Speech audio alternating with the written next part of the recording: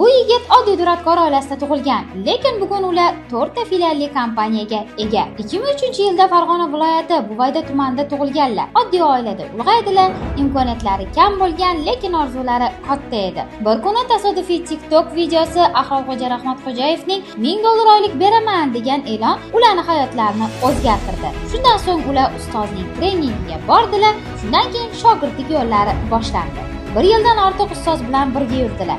SMM, marketing, sotuv hammasini amalda o'rgandilar. O'nlab o'quv markazlarida menejer va direktor bo'lib ishladilar. Ammo yo'l oson bo'lmagan. Mablag' yetishmaslik, sotuvdagi qiyinchiliklar, bir paytlar men bu yerda ishlolmayman degan umidsizlik ham bo'lgan ekan. Shunga qaramay ustoz doim yonida bo'ldilar. Ko'mak berdilar, yo'l ko'rsatdilar. Dadasining sendan hech narsa chiqmaydi degan gaplari esa ularga motivatsiya bo'lib qoldi. Bugun ular Bahodirov Consulting rahbari. Toshkent, Samarqand, Farg'ona, Namanganda 4 ta filial, o'z jamoasi, o'z biznesi, o'z tizimi bor. Bu bilim, mehnat va ustozning qadri. Sarbon biznes boshqaruvida biz shunaqa tarixlarni ko'paytirishga harakat qilamiz. Obuna bo'ling.